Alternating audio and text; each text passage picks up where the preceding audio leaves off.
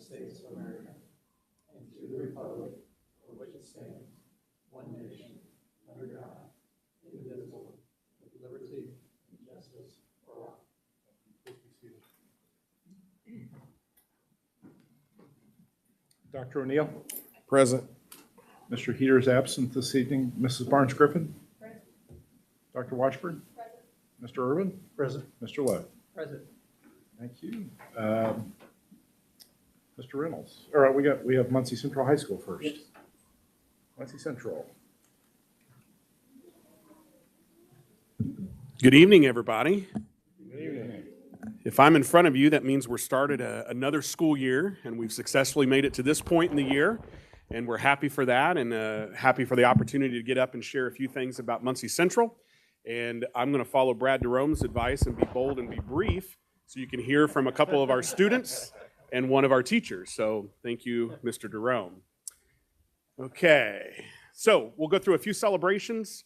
First off, obviously, Spirit of Muncie. We've had a chance to celebrate them a couple different times, but wanted to make sure that we had a chance to publicly do that in our presentation. See a few pictures from that night at the State Fair Band Day. But 2024 Indiana State Fair Band Day champions, our 10th championship for Muncie Community Schools. And then one of the first times, actually, I think the first time, Dr. Reynolds, that Muncie Central has been undefeated throughout the track show season. Southside had that maybe 3 or 4 times prior to us. But very excited for the work that our students and our staff have put in over the summer. And we've been riding that high all school year. I always challenge the band. I always get a chance to talk to them right before State Fair. And really how the band goes is how the start of our school year goes a lot of times. So their success leads to our success. So we're really happy to celebrate them. Also a celebration for us, I may have went one too far, is the opening of our brand new locker room facility, concessions, restrooms. I think hopefully folks in the near distant future will forget maybe just how much of a dungeon we used to have underneath. Maybe not. Maybe they won't forget that, Jim. Okay, all right. Hopefully they don't forget that. And they'll appreciate what we have. But boy, oh boy, just seeing the faces of the visitors that have come in. I know the first competition that we had with the new facility, the building wasn't officially open yet, but we did kick off our band competition that we hosted in July, and just nothing but rave reviews. I mean, obviously, aesthetically, it looks fantastic. But from a functionality standpoint, it's just doing everything we needed to do. We hosted 2 soccer games last night. It was raining. We had folks that were coming in and out of the locker room. The officials were there. We even had all of our youth teams and our middle school and our high school football coaches were having a meeting together right there in the entryway in the main foyer of the new facility. You can kind of see the tables are set up. Dr. Bell did a great reception to kick off the school year with all of the folks that work for us that also graduated from Muncie Community Schools. And we have a lot of those that came back to celebrate with us. And then most recently, we did recognize the Spirit of Muncie this last home game with our homecoming for their state championship. So we're really excited about the new facility and looking forward to our next project coming up over at the field house. And then just a few more celebrations for you. When we get into a little bit of our data, we did have a 40% reduction in the number of out-of-school suspension incidents from the last year. Dr. K, on her way out last year, with her last year, she gave us all a challenge of reducing that number by 20%. We were a little bit of overachievers with some of the strategies we put in place. And then Dr. Reynolds steps in, and I said, well, we're just going to maintain this year. And he said, oh, no, you're not. No, you're not. You're still going to have to make a reduction. No goal is just to stay where we are. But we were really proud of the efforts that our staff put forward in building relationships with our students to try to ensure that when things happen and poor choices are made, we still know that they have a priority of being in class and being in school, so we try to limit that. We have an esports arena now. Next time you have a chance to stop by the building, I'd love to show it to you if you haven't already seen it. Through our partnership with Gear Up and a grant that we had at the end of last school year, put about $40,000 worth of equipment into the old planetarium there by door 11 at the high school. And we now have 2 sponsors. Thanks, Mr. Jerome, for putting that up in terms of a new ECA stipend.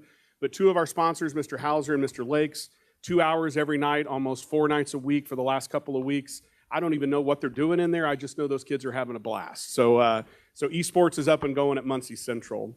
We did participate in UCAN, which is our early college program, where we were a mentor school for several other schools around the state. in the Urban College Access Network is what UCAN stands for. And we did have some billboards. So if you see North Wheeling, maybe strategically facing Delta's boundary as they drive into Muncie, come on in and be a part of the Bearcats. And then we also have one right off of McGalliard. I think we share that board with Ball State. So some billboards promoting the good work we're doing with early college. We do have an education professions pathway that's both at Ivy Tech with the Ivy Academy. We have 5 students who will spend half of their day at Ivy Tech. They will do a combination of classes on campus and then also their clinical hours, if you will, at East Washington Academy. And then Mr. Shermetta has started a very similar program at Muncie Central, and we have about 16 students that are enrolled in that program right now. And we actually welcomed Dr. K back a couple weeks ago, Marian University now, with Marlon Llewellyn, who was recruiting some of our students to go to Marian and be future teachers. So he came by and spoke to them and had a great time. We do have a translation device in our registrar's office. We let our staff know this. It works both ways. If you need to translate something in English to over 100 different languages, we can do that to better serve our families. But then what's really been beneficial is when students come to us from different countries and their transcripts and some of their documents are in different languages, we can translate that back to English and do a better job of helping with a soft landing for them when they come into Muncie Central. Something we're really excited about, we do now have a direct admit process at Ball State University. It started with our current senior class. So at the end of their junior year, they had a cumulative 3.0 or above. They are automatically admitted to Ball State University and will follow a completely separate application process. We're really thrilled about that. We had over 100 students that qualified for that.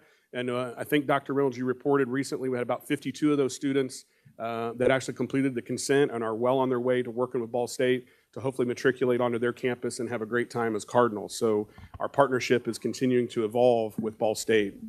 We do have preschool tutors. Mr. Grimm has worked with us here. Not that I ever thought that this would impact the high school, but we changed the start time for the elementaries. I usually don't pay attention to those things at the high school, but when the IAs at the end of the day need to kind of take off because of the new times, they needed some help with coverage and other things in those preschools. So we were able to hire some of our high school students to do that. I think we have 3 of our students, 2 of them are placed. One is at Westview and one is at Northview. I think we may even have a couple at East Washington Academy or looking at that as well. So a great opportunity for them, and they're getting paid.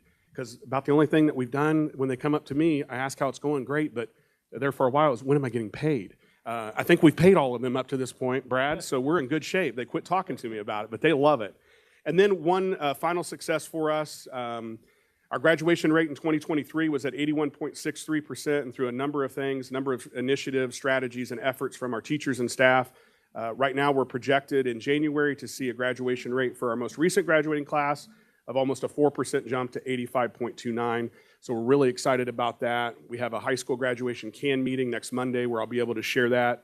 Obviously, our Cradle to Career initiative is crucial in the work we're doing there, but we're really excited about the graduation rate increasing and the number of opportunities we're offering our graduating seniors. And we do have a lot ahead of us. We're planning a freshman academy that will launch next year. We're using this year to plan for that after some trips to Nashville and a number of other places. We have high school graduation diploma changes. The first iteration, boy, I was ready to embrace that, and then they said, hold up, we're going to change that, and maybe not do points, but we're going back to some credits. But we're ready to embrace that. I believe November 13th, we'll hear more about that from the State Board of Ed. And then obviously continuing our career exploration with project leadership, trying to get as many of our Bearcats out and about as possible. So, and here are our goals for this school year. We're trying to increase our daily attendance. That's so critical. We ended last year at 86.4%. Our goal is 94%, shared with every other building in the district. Guys, we've made some progress. We're at 91.25 so far this year, and actually Mr. Mueller thinks we're closer to 92% so far this school year. So we have a number of things going on where we're really trying to make sure that we're staying in contact and building those relationships with our families that may have previously being in school was a struggle for them or a barrier for them. So we feel like we're doing some great things there. Obviously still a little work to go to get to our goal, but having almost a 5% jump of where we were at the end of last year is something to celebrate for us, but obviously keep the eye on the ball there. Again, reducing our number of OSS incidents. I cut it in half to 10% this time. I think I'm going to get away with that, but we'll see where we are with that, but we know that that's a priority for us. We want to increase our SAT benchmark, the number of students by 5% that are meeting or exceeding college readiness. That's our 11th grade assessment that we'll do in March. And then the percentage of students on track at the end of each one of their high school years with us with the number of credits earned. You see those breakdowns there. Ninth grade last year was at 74.9%. So we were right there with that 75% goal. Obviously, the more students we have on track at the end of their freshman year, the less work we have to do at the back end of their career with us to get them caught up. So those are our school goals for this school year. And then I've got 2 students to bring up to you. And these are straight from their yearbook pictures. They probably didn't even know those pictures were going to be presented, so I'm hearing the chuckles already. But Jamar Clark and Amaya Stoudemire. Jamar is our current student body president, and Amaya is our current junior class president who will assume student body president next year. Mr. Markwell is their faculty rep as far as it goes with student council, is here with them as well. But I'm going to bring up Jamar and Amaya, so come on up. And then we did give them a little task. We told them to introduce themselves and their grade level, let you know what all they're involved in, which they're both going to have to probably cut that short because it may take us a while, but they're involved in a lot. And then I asked them to tell the board something that they really, really enjoy about their experience so far at Muncie Central. And then when they're done with those 3 things, then they'll be available to answer questions from you. So Jamar and Amaya, it's all yours. Come on up. Good evening. So I'm Jamar Clark, but he already said. I am a senior at Muncie Central High School. I am the student body president. Already said that. But I am involved in, where am I?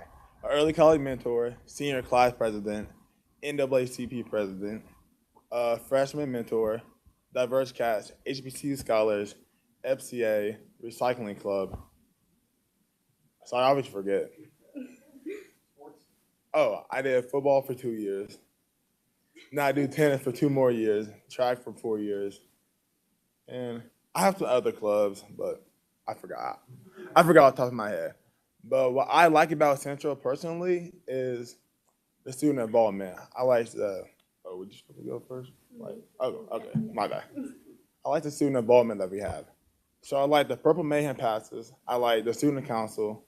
Like all the extracurricular that we can have at school that we offer, I really appreciate it because everybody get to pick from, recycling club, FCA, sports, instead of waiting until they're in college to do so. And that was just my little part. Thank you, Jamar. Hello, my name. Hello. Oh, I don't think it's fine. Hello, my name is Amaya, and I am the junior class president, and I'm going to be taking over as student body president next year for Jamar. I wrestle, I play tennis, I am in HBCU club, and I also am in Upper Bound. And I'm also in student council, which I love student council, and I'm going to take 1 second to talk about student council real quick.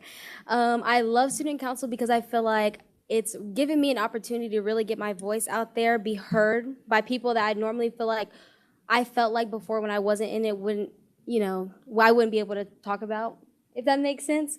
And also being able to talk to different types of students from freshmen to seniors, getting different mentors and advice, especially from Jamar here.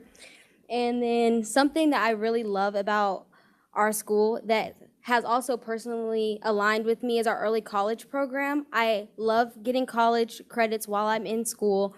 It really has given me an opportunity to meet different people, the people that are, because my freshman year I wasn't in honor classes or in early college. So when I got a chance to be in that, it really gave me an awesome opportunity to talk to different people. So that's something that I really like about it. That's it. Thank you. Oh, any questions? Questions for Jamar or Amaya? I'm sorry to pick on this one. Did you say you wrestle? Yes, sir. How many females do we have participating? Last year we had around 12 girls participating, and then this year we just got certified or sanctioned in the state.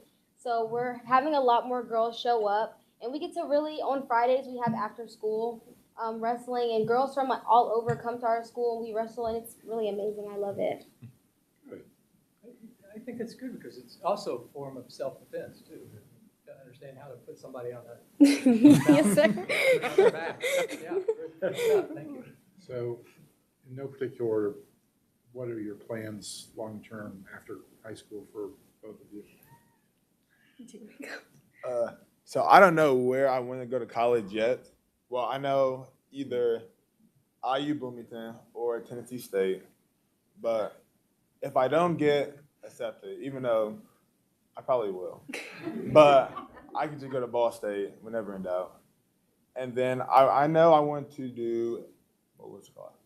I want to be a kid dermatologist. Then after that, I want to open my own center in Muncie.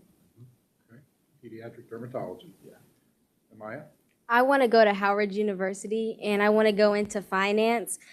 Like, have you guys ever watched Wolf of Wall Street? But like without the fraud part, yeah. Is there anything that you would change about the high school? Our passes, we only get one. And I drink water because as we both play sports, so I be drinking water a lot. So sometimes I got to tinkle and one isn't enough for me sometimes. Okay. More passes. Okay. I second that. Like at least two. Maybe like one during the morning time. One during afternoon, like after lunch, yeah. What if you could earn passes? That would be nice. Maybe with But yeah, certain just certain people get them. metrics. Well, there has to be, I suppose there has to be a level of trust. Yeah. Yeah. And I suppose there has to be a level of confidence that you won't take your pass and disappear for a while. Yeah. So, I mean, I think there, but I don't know. Mr. Walker will work on that, I'm sure. You guys are the most hydrated generation of all time. Are we allowed to take water into the classrooms now with the massive jugs? Yeah, I have one. I have two. So, and that's creating a corollary downstream problems, no pun intended. Okay. Cause and effect. Cause and effect. There we go. So, anything else? That was all for me. What was the last book you read? The last book that I read it's called This Is Kind of a Funny Story. And I actually got the book in my English class. And it was, I think Mr. Ronis gave it to me. And I absolutely love that book. It's more of it's definitely a fiction book, but I feel like it talks about a lot of real things and real issues that goes on, especially with teenagers. So I feel like it was a good book to read, and I absolutely loved it. Good. When did you finish that up? I actually just finished it over the summer, and because when she first gave it to me, I didn't really start reading it because if I'm being honest, I wasn't reading that much. But then I seen it in my room, and I was like, I need to read this, and I read it, and I loved it so much. Okay. So what's your, have you picked out another one to read? No, not right now. Oh, well, Talk to Miss Barnes Griffin. She'll give you some books to read. really? Last year in my English class, we did read A Book Thief. So that book was great. I absolutely loved that book, and I cried at the end of it. So, Really? Jamar, what was the last book you read? The book, I actually did not like the book at all. Oh, So, hot take. So, you have another one on the agenda? A book to read? Or Yes. probably not. Well, probably not. Okay. I'm kind of a busy man here and there. But Yes, I all of understand. extracurriculars. I understand. And I will tell you, and I'm busy too, I'm telling you, reading every day, a little bit every day. It builds confidence, it builds vocabulary, gives you perspective, and you're building a foundation for success at Howard or Tennessee State. And having that habit is absolutely critical to the world you guys want to enter. Yes, sir. So find a book. Always have a book going. And if you need help finding one, give it to Tasha.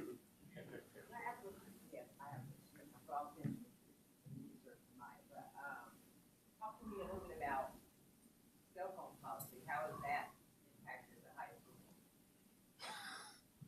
So I know in majority of my classes, the cell phone rule is no phone during instruction. Yeah. Yeah. But most times, that's just really during when the teacher like teaching and we have homework. But we have downtime, we could be on our phones. Like that last 20 minutes, 15 minutes of class, we can be on our phone. 8 out of 10 times. I agree with that. I know that for me personally, the cell phone policy didn't really affect me because I'm not like on my phone 24/7, but I know when we first got the policy, a lot of people were really mad about it. But I feel like teachers have done a good job like enforcing it. Like if it's class time, you put your phone away. I know a couple of teachers have invested in pouches. But we get it during like when no one's teaching, when it's offered to us. At 15 or 20 minutes of downtime?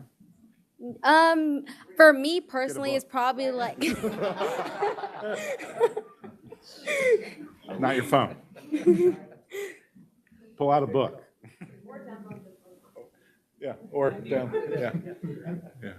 Yeah. Anything further? Say congratulations, Jamar. Yes, congratulations. We had a beautiful 4 years in a row. Do we know her? Okay.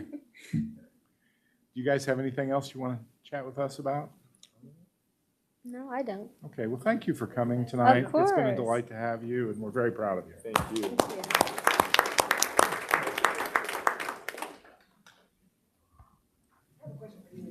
Yes. Yes. The idea to do the painting of the park, Mm-hmm. like, is that a student council in there, or where did that originate? So that was there well before I got there, and I've been there 9 years. But right now, it's being housed through student publications. It's like a fundraiser for yearbook. So Mrs. Kendall's the one who offers that opportunity. So for $25, they can pick out a spot, they can paint it, and then that's their spot. 25. Uh-oh. That's that homecoming queen, I get. That homecoming queen. Huh? Yeah, but they do a good job with that, and I always know when the students get it done is usually the very next morning, that Monday morning, I'm making an announcement that if you're parked in a spot that's painted that's not yours, you need to move, because they take very, very pride ownership over their parking spot. So, well, thank you, Jamar, Amaya. Obviously, you can see we're in great hands with our students, and felt like it was appropriate for us to also bring up a teacher to just kind of give their perspective. We have a great one in Sarah Hoffman. She was not only our Teacher of the Year last year for Muncie Central, she ended up being awarded Teacher of the Year for the entire secondary division for Muncie Community Schools. We are just so blessed to have Mrs. Hoffman. She came to us. She was an Ivy Tech professor, and her family was relocating here, and we were able to offer her an opportunity. And it seems like every year Ivy Tech is trying to steal her back, and we keep them at the bay. And she just absolutely loves it. If you're ever in the building, I would highly encourage you to spend time in her classroom. I know absolutely nothing about calculus, and I always walk out of there feeling like I think I know something about calculus. But she does such a fantastic job of meeting our students where they are and getting them prepared. Her dual credit rate, success rate, her AP exam pass rate is just through the roof, and she just absolutely loves our students. So the last part of our presentation today for Muncie Central will be Mrs. Sarah Hoffman, our Teacher of the Year.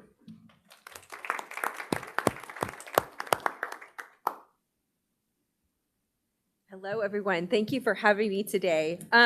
So I was out in the community a few weeks ago, and I introduced myself to someone. Oh, hello, how are you? And okay, what do you do, Sarah? Well, I am a teacher at Muncie Central. And they went, oh, I'm sorry. And I had to immediately jump in and be like, no, you don't understand. You do not understand. I have the best job on the planet. I really do. I love my job. And I sat there and explained to them for 5 minutes about how awesome Muncie Central is and how lucky I am. Because I get to walk in every day and I get to work with the best students in that building. And they are working incredibly hard in very difficult math classes to get college credit in addition to their high school credits. I get to work for an administrative team that is the best administrative team I have worked for. Let me tell you, I've worked for a lot of administrative teams, and I feel nothing but support from our admin team, and I thank them for that so much. I get to work with amazing colleagues who want to see our students succeed, and we're working together to see how we can make our math department better and better. And I get to work beside Ivy Tech, which holds a special place in my heart because I was there for 10 years. I get to work with them. I know the system, and I get to appreciate what they're doing. So first, I want to say I am so proud. I'm so proud to be part of the Muncie school systems and to help these students, to serve these students, and to get them moving towards their path to success. It's really important, the work we're doing. So I am the dual credit teacher. I do most of my work in dual credit. And 5 years ago when I started, there were 6 dual credit classes, and they weren't even full. So I taught 6 classes. They weren't full. We did our best, and I made sure that I had been teaching at Ivy Tech at this standard, and we are getting Ivy Tech credit, so we're going to stay at this standard. We're not lowering things. We are going to rise to it. And you know what happened? The students rose to it. The very next year, we had so many students sign up for dual credit classes, I couldn't teach them all. We had to bring in another teacher. We had so many students who wanted to get those dual credits. And the reason that we were able to do that is we looked and we recognized it's not one size fits all. Some students are going into science and technology. They need to go to calculus. I'm sorry, if you want to be a physicist, you need calculus someday, right? But if you want to go be something else, you may need statistics instead. If you want to go to Ball State, most of those classes are going to need to take quantitative reasoning. So there's a lot of different ways students can get these credits. It's not just our, algebra, calculus, it's not just that. There are theirs still, but we're broadening how many students we can get into those classes. And the number of credits we've been able to give is amazing after that. So I'm proud of how we've built that system up, and we're serving our students in the best way possible for their futures. The other thing I'm a little bit proud of, actually a lot bit proud of, is that when I was looking at my students, many of them said they wanted to be engineers in the future. And I knew, coming from the college setting, that if you want to be an engineer, you need 2 things. You need a strong calculus background and you need a strong physics background. And at the time, we were struggling to find a physics teacher. And I thought about it for a minute and I said, you know what? I'm not a physics teacher. I'm not. I don't really know anything about physics. But it turns out there's a lot of overlap between math and physics, like a lot of overlap between math and physics. And so I got brave and out loud in front of Mr. Walker over there one day. I said, I might be able to teach physics. That might be something I can do. And I said it out loud. And I shouldn't have said it out loud. Because the minute I said it out loud, guess what I was doing the next year? I was teaching physics. But thanks to y'all, we got some grant opportunities. I was able to get the education and the training that we needed. And I was told by those teachers who were teaching me how to teach physics. First, I had to learn physics, and then I had to learn how to teach the physics, right? Well, those people were telling me, you know what? If you get 1 student to pass the AP exam, just 1 out of your group the first year, you are doing great.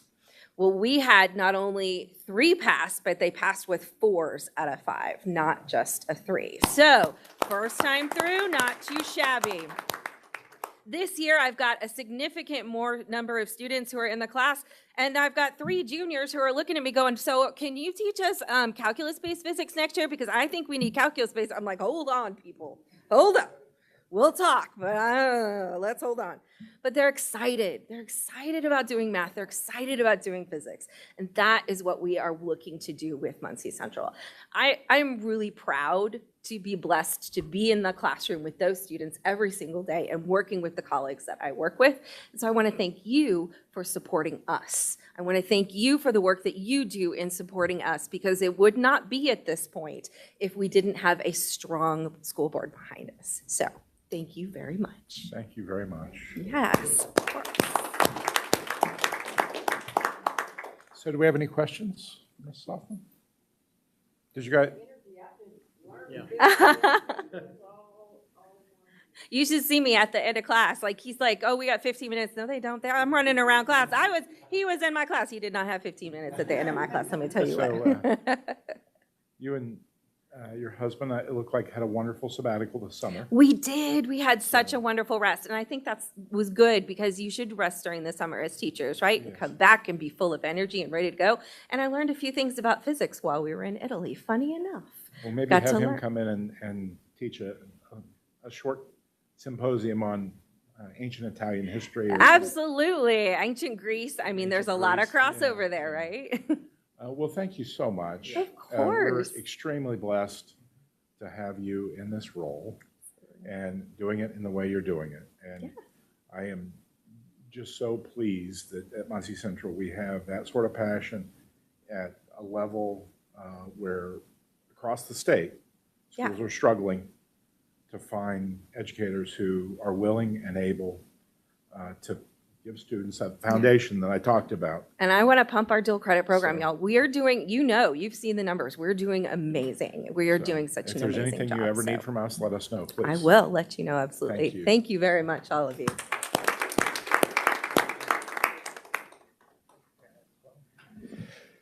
I'm not going to try to top that. I think the one thing that we've been talking about a little bit in our admin team, our instructional leadership team lately is value added.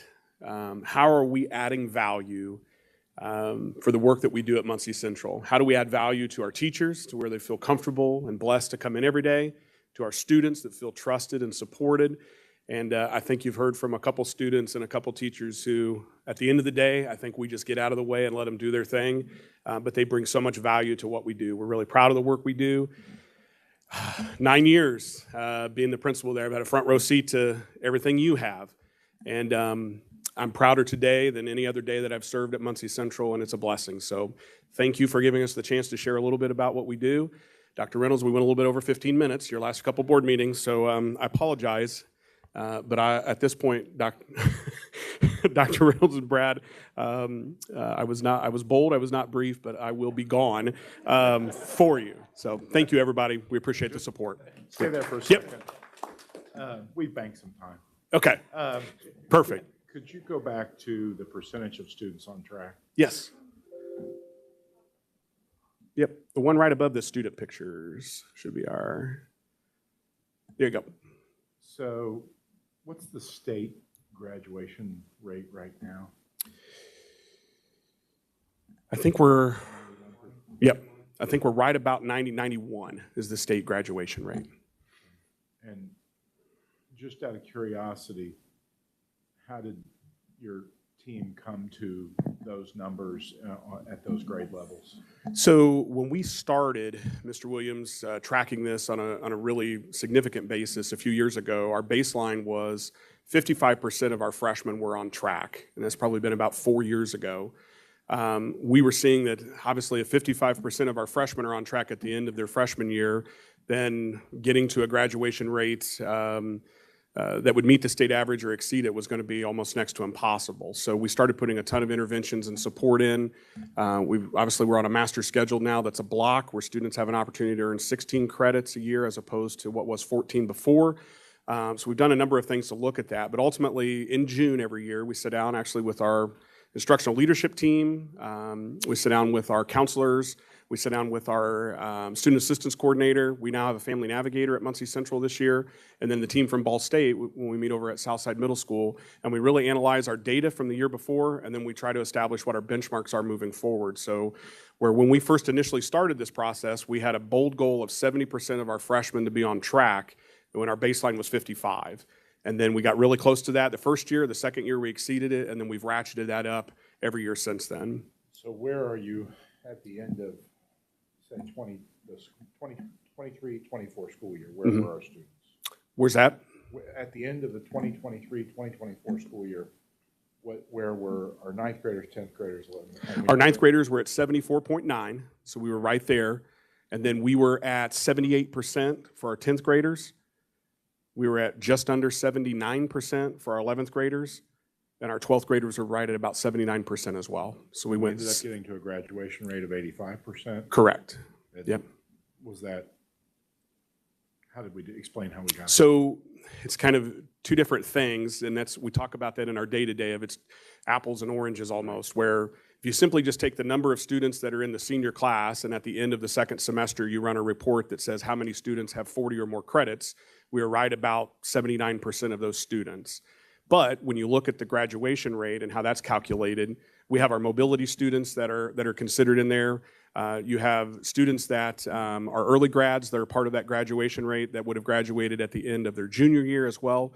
So right now in the cohort for 2024, there's 333 students in our denominator, and then we're at right about 285 of those students are met as graduates. So it's kind of apples and oranges, and we talk about that in our meeting where it's like we have an on-track rate for our seniors, but at the end of the day, the actual graduation rate is really what ultimately is our massive goal at Muncie Central. Maybe oranges and tangerines. There you go. Okay, that's better. Yeah. Yep, they're seniors, and we're trying to get them as many credits as possible. Okay. Yeah. So what's the data telling us at all why you have, you're 74.9% as a 10th grader. I think you said 76% Right. as an 11th grader, and then maybe 77% as 76% as a 10th grader, 77% as an 11th grader. Data telling us anything about that 10th to 11th grade? I mean, it's a relatively small gain there. I assume at that point we're pulling every lever we can. Yep. So I think it kind of mirrors like our attendance a little bit too, where what's interesting about Muncie Central, and maybe a lot of our schools in Muncie, is we have a number of kids that are there and they're all the time. And then the flip of that is we have a lot of students that are chronically absent. Right. The group in the middle that may be approaching chronically absent, that's a very small number. So what we're starting to see is that barrier of being at school becomes part of the indicator of where we're getting a little stagnant on the number of credits that are earned. So we also have,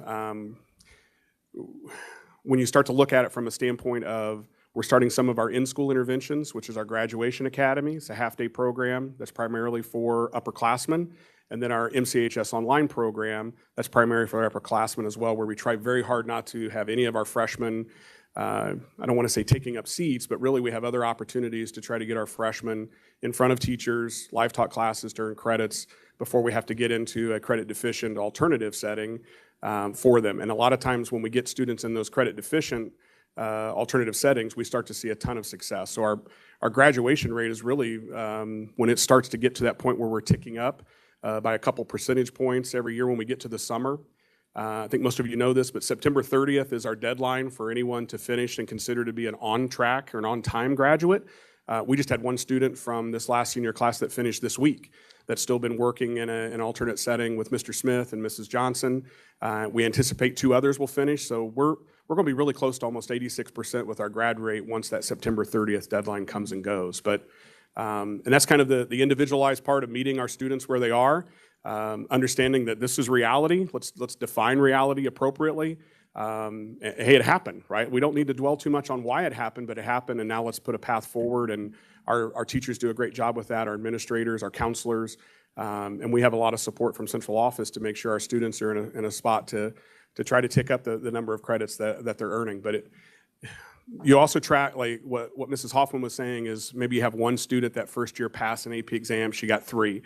We're also trying very hard to make sure that we have every year the number of students that have 0 credits at the end of their freshman year, where if you've sat in 16 classes and you literally have no credits to show for it, there is a root cause there that needs to be addressed. And we try to get on that sooner rather than later. That's our resources there with the Family Navigator this year with Marcia Moore has been crucial. She's done a whole grade review. We're in the middle of that right now and really working with some families where I think those things are helping with our attendance rate. And I jokingly said to our staff at the end of our first staff meeting that our attendance rate is up, but the bad thing is that means the kids are coming, right? Like, so we're going to start to see where we need to triage some of the needs and the trauma that they have, but the best place for them to do it is here with us, and we're happy for that. Any additional questions? Any additional questions? Thank you very much. Hey, no problem. Yep, thank you for the support. Appreciate it. Dr. Reynolds. All right. Thank you, President Williams. Just a couple of things, I guess, fitting with Central here today that we start off with talking about homecoming. It was a terrific parade. Got to showcase a lot of kids and activities that they're in, honor some kids, and then the football game ended like we really wanted it and needed it to end with a big win over Anderson, and then the dance. There was dances are on the resurge, right? That we after COVID, those really have diminished, and I think that the Central team with student council in that lead. It really did some good promotion, and they had a really wonderful student council hosted dance on Saturday, the day after homecoming. So that was terrific. Recently received a robotics grant. Brad applied for a robotics grant to continue that work at all of our secondary schools specifically. So that's another way for our kids to stay active and engaged. It's hard to believe we are getting close to the end of the first 9 weeks of school. But with that, this week are parent-teacher conferences. So you should be hearing from your parents should be hearing from teachers and administrators and their weekly one calls or their weekly parent square messages that let them know that this parent-teacher conference is this week. I know that folks have been contacted already. I've received a couple emails about my student at Central. I know my niece at East Washington, they have already started having their parent-teacher conferences. They've started scheduling those to make sure they got everyone in. But really the last 2 days of this week are early releases to begin to try to knock out as many of those as we can over that time. I would just encourage parents, if they've not heard from their teachers or from the principal about parent-teacher conferences, to reach out via email, Parent Square, calling into the building to set those up to make sure that you have some time to have a conversation, preferably face-to-face with your child's teacher or teachers. Like I mentioned, the end of the 9 weeks, so that's coming up. We'll have 2 more this week and 1 more week before the end of the first 9 weeks. We'll have fall break, which is always a welcome time off for the big kids and the little kids and the adults. It's just a good time of the year to have some time off to relax and recharge a little bit before we push into the end of first semester. With that said, so the last day of the 9 weeks is Friday before fall break, and then we'll come back on October the 14th, and that'll be the first day of the second 9 weeks, and then grade cards for the first 9 weeks will go home on that Friday the 18th. So kind of just logistic stuff for the end of that first 9 weeks and getting ready for the second 9 weeks. I think that's it for me today. Okay. Any questions for Dr. Reynolds? Where's enrollment? Still cautiously optimistic. We're still trending a little bit ahead of our numbers. We get a report on Tuesdays and Fridays from Steve and Phil and the data review team with a lot of metrics. It's a complicated number. We have folks in Power School. We have butts and seats, not the terms they use, but that's what we use, butts and seats, and then the certified number. So those are the numbers that all the boxes are checked and the state recognizes that they are in our district and are counted. So we're trending ahead in those categories. So compared to where we were last year we had all the same metrics, which was the first year for those. So still cautiously optimistic that we're going to be right today. I got it today. We were +4 today. +4. Hang on to them. Yes. Okay. Anything else for Dr. Reynolds? You all did a great job with the Academic Innovation Summit on Friday. Oh. Really great. I was there this week. I heard the keynote for Ross. Setting on a couple of things forward. I just wonder what, and I talked to Mr. Cunningham, but what do you, have you had feedback, surveys? What's the? Yep. So we have we've not gone through the end of summit survey yet. So we asked them to fill out a survey as an exit for that last piece of the day. I'd get a brief summary from Sketch, which is the app we use for folks to pick their sessions and to communicate with their presenters and back and forth.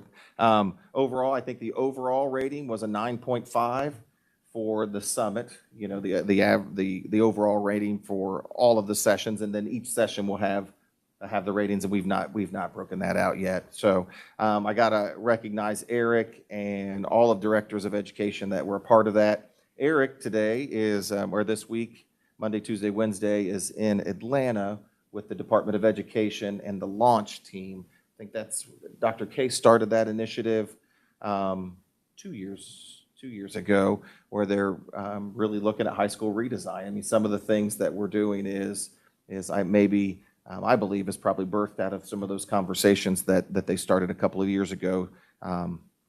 So he is down there representing us and Indiana at that Launch Innovation Summit. So they did a terrific job. It's as I know, it's a lot of work, but it's one of those defining characteristics of our district that I don't know that any other school district does, where they have a full day of personalized learning, nationally recognized speakers that come in. So thank you. It was a great day. Any additional questions? Mr. Klotz, any public comment? Okay. We're on to our consent agenda. I want to take a moment and thank all of the donors in our packet who have given to Panther Pantry, which is one of the really valuable resources at Southside Middle School that serves the entire district. And just thank you to those donors for their generosity. And that's every year. We have 2 new positions. Are either of our new hires here this evening? Eli or Caitlin? Okay, welcome to them. With that, any additional questions or comments regarding the consent agenda? If not, would entertain a motion to approve the consent agenda. Hear a motion? Do I hear a second? Second. Have a second. All those in favor signify by aye. Aye. Opposed, same sign. Okay, the consent agenda passes. Financial report, Mr. Jerome. Thank you. Presented in your board packet is a financial report for the month of August results. Always happy to report we did receive our state revenue for the month of almost $4 million, 3.956. On pace right now for about $47 million of state basic grant revenue. Of course, that could fluctuate up or down based on the actual ADM count whenever that gets finally reconciled. Usually they get that finally reconciled in the month of November to take effect for the basic grant at that time. Always like to track the payroll and the head count. It was a little over 2.8 million for the month. Our head count as of today is about 614. That represents teachers of 374 teachers. So we're actually down about 8 teachers from May of 2024, where we ended the previous school year. And our overall head count is down about 14 today versus where we ended in May. So our head count's actually down a bit. Okay. So still looking at overall cash balance, a little over $31 million at the end of August. Trending well with that. $12 million school loan outstanding. That's down to $8.6 million. We're still on pace paying that off each month. Just a couple of additional bits of information. We will receive Core Construction, our construction company, will receive bids tomorrow, the 25th, for our $6.1 million project at the Muncie Fieldhouse. That's the renovation of the fieldhouse for the heating and cooling system. It's never had cooling before, just a lot of heat. And right now we have no heat because we have the boiler system is out. We'll have a temporary boiler put in place probably at the end of October to get us through the winter. Through the basketball sectional season, which is through the end of March. And then that project will kick off in 2025. We expect to sell bonds on October 21st for that particular project. So October 3rd will be the ratings call with S&P. October 21st, we'll sell the bond. So last year, our ratings was actually up for the district. So hopefully we'll still make progress on that this year as well. We were B+++. B plus a year ago, which was, as they described it, 5 notches above where we had been previously, a number of years before when we had the ratings. The bonds will be sold on a competitive bid basis, which means it'll go to the open market and we'll accept the lowest interest rate. So obviously the Federal Reserve announced the lower rate last week. So that should hopefully benefit us. Those particular bonds for that particular project, it's just a 1-year payment term for the renovation work we're doing at the field house. So hopefully that'll benefit us with the recent rate cuts. Just always include my normal charts and graphs that just show our trend of our cash balance and show the trend of where we were at on our appropriations and spending. We will ask in the fourth quarter, we'll ask for some additional appropriations for the rainy day fund as well as the education fund, and that had been probably talked about a little bit when I did my budget process. And other than that, that's my normal month-end report. Just always like to show the trend of where we're going, and we're still doing well. When we sell those bonds in October, that means we'll close on them probably in November, because these will be sold as general obligation bonds.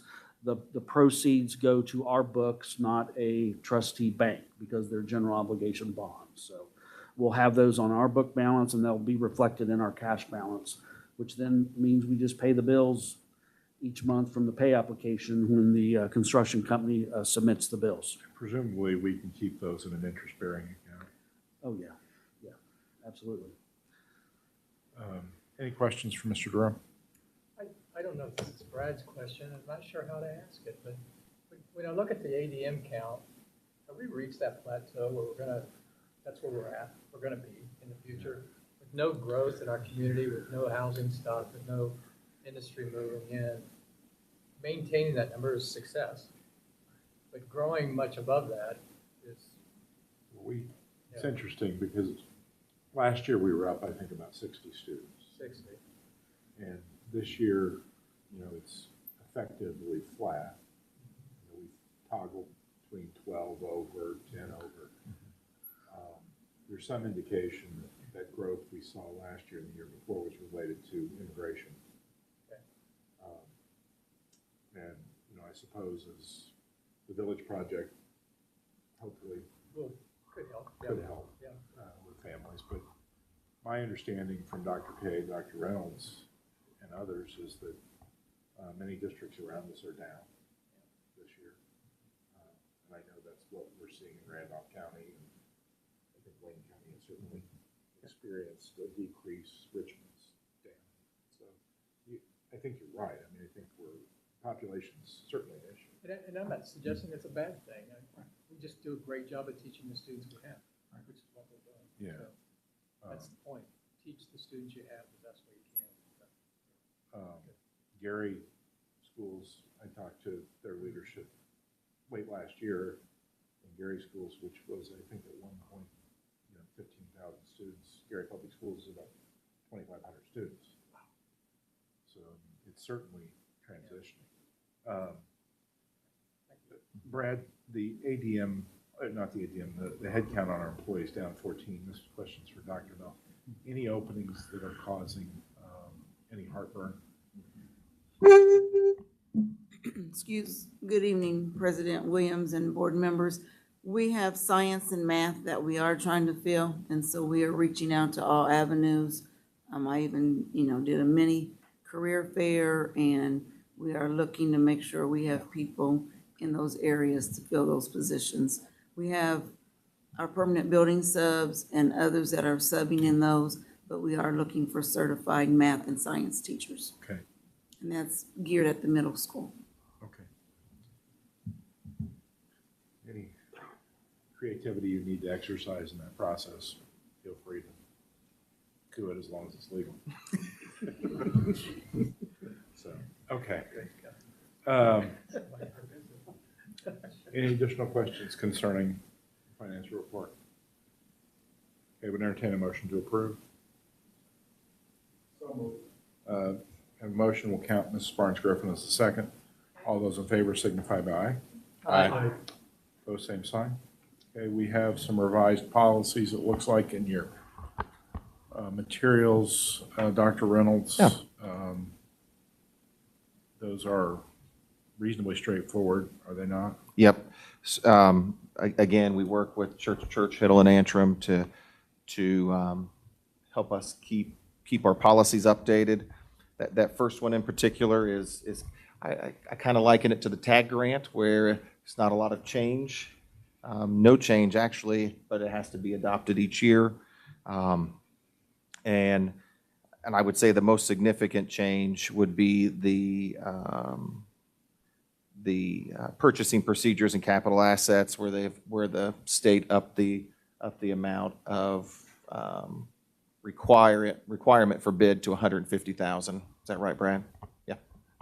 Right, I mean, we basically kept the same policy as before, and I think our capital asset policy, we capitalize assets of $10,000 or above.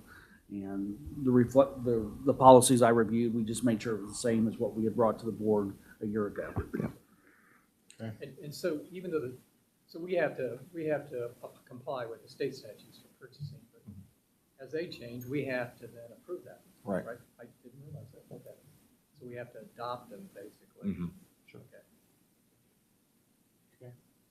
Any questions concerning any of these proposed changes to policy, legal settlement, medical needs at school, purchasing procedures and capital assets, audio, video, and digital recording on school property, and of school meetings?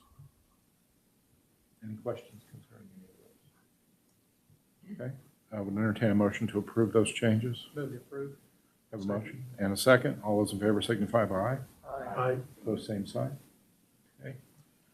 With that, we're on to dialogue and recommendations. I talked to Dr. Reynolds this afternoon, and as the board knows, we have across the state of Indiana, and quite frankly, across many areas of the United States, there's been a rash of threats to schools that have appeared on social media and in other digital media formats that have been addressed.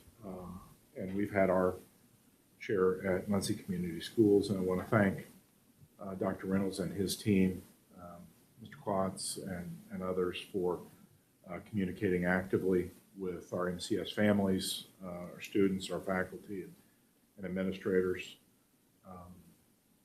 We have not taken any of those threats lightly. Our school security force has done a good job of providing coverage at our buildings, and we've worked closely with MPD, Muncie Police Department, and want to thank Muncie Police Department for their dedication to the school system, and the relationship has been very positive and constructive as the school and community has addressed the threats that have come our way over the course of the past several weeks. Unfortunately, the year has started with that, again, being more common than anyone would ever find acceptable, or not no threats acceptable, but certainly just the level and volume of those threats has been really disturbing. And we understand that our families and our staff and everybody associated with MCS can find those unnerving. As a board, we are very, very comfortable with our leadership, with our school security, and certainly are thankful for the dedication of the Muncie Police Department in tracking these, helping us track these down and respond. So just wanted to get that out there for those who are here and those who are watching the feed of this meeting. With that, any additional thoughts or recommendations? I would just say that something back to Washington, thank you, our driver back there. We got in the parade, right? So she wants to walk and run. And run. And I want to sit. We're gonna pull you off for candy. So we ran out of candy, probably when we got to the garage. We ran out of candy. Oh, no. So all we were doing, we're like, we're the service board. We're responsible for the fiduciary. Yeah, I was just like, hey, we don't have candy, we save the money. Yeah, so we need candy. So everybody's candy just sitting next to you. They're like, hey. But it was a great party. Yeah, it was great.